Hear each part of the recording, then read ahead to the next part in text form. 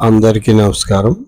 జై ప్రజారాజ్యం 2029 ఛానల్కి స్వాగతం. మీరు కనుక ఇంకా ఈ ఛానల్ సబ్స్క్రైబ్ చేయనట్లయితే దయచేసి వెంటనే సబ్స్క్రైబ్ చేయండి.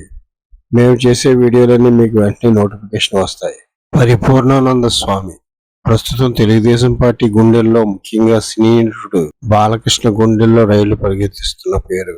బీజేపీ నాయకుడిగా ఉన్న పరిపూర్ణానంద స్వామి హిందూపూర్ పార్లమెంటు స్థానం నుంచి ఆ పార్టీ టికెట్ పై పోటీ చేయాలని భావించారు.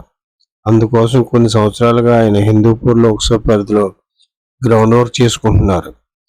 బీజేపీలో, ఏపీలో నాయకులు తక్కువ కాబట్టి హిందూపూర్ సీట్ తనకి రాదు అన్న సందేహం స్వామికి ఎప్పుడూ రాలేదు.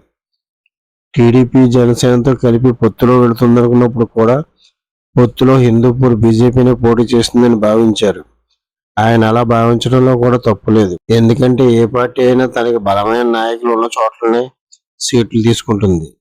రాయలసీమలో బీజేపీ ప్రస్తుతం తీసుకున్న రాజంపేట, తిరుపతి సీట్ల కంటే ఆ పార్టీ హిందూపురం తీసుకోవడం కరెక్ట్ అని ఎవరైనా చెప్తారు.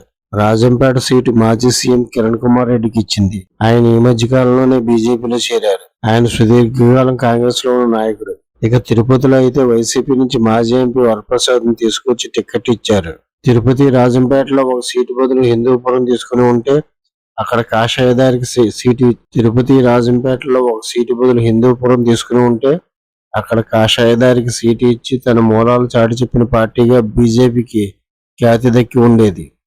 కానీ పరిపూర్ణకు సీటు ఇస్తే కూటమికి ముస్లిం ఓట్లు దూరం అవుతాయని చంద్రబాబు అడ్డం పడటంతో బీజేపీ అధిష్టానం స్వామికి టికెట్ నిరాకరించడం విడ్డూరం.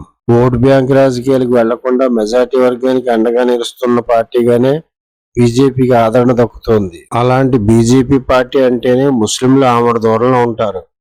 ఇక ప్రత్యేకంగా పరిపూర్ణానంద వల్ల ముస్లింల ఓట్లు దూరం అవడం ఏంటి? ఈ పర్యవసానాలతో ఆగ్రహించిన పరిపూర్ణానంద ఇప్పుడు ఇండిపెండెంట్ గా రంగంలో దిగబోతున్నారు. అది కూడా కేవలం హిందూపురం పార్లమెంట్కే కాదు, హిందూపురం అసెంబ్లీ సీటుకు కూడా. స్వామిని ఆపడానికి టీడీపీ ప్రయత్నాలు చేస్తుంది. చంద్రబాబు స్వయంగా పరిపూర్ణానందతో మాట్లాడారు, కానీ ఆయన అంగీకరించలేదు. పరిపూర్ణానంద సీరియస్ గా పోటీలో దిగితే మాత్రం హిందూపూర్ నుంచి టీడీపీ తరఫున పోటీ చేస్తున్న సినీ నటుడు బాలకృష్ణకు తిప్పలు తప్పవు. గత ఎన్నికల్లో బాలకృష్ణ 14,000 మెజార్టీతో నెగ్గారు. ఈసారి వైసీపీ బీసీ సామాజిక వర్గానికి చెందిన దీపిక అనే మహిళను నిలబెట్టి గట్టి పోటీ ఇస్తుంది. కూటమి ఓట్లను స్వామి భారీగా చీలిస్తే ఈసారి బాలకృష్ణ పరిస్థితి క్లిష్టమే. ఈ వీడియో కనుక మీకు నచ్చినట్లయితే లైక్ చేయండి, షేర్ చేయండి. మన జై ప్రజారాజ్యం ఛానల్ని సబ్స్క్రైబ్ చేయండి.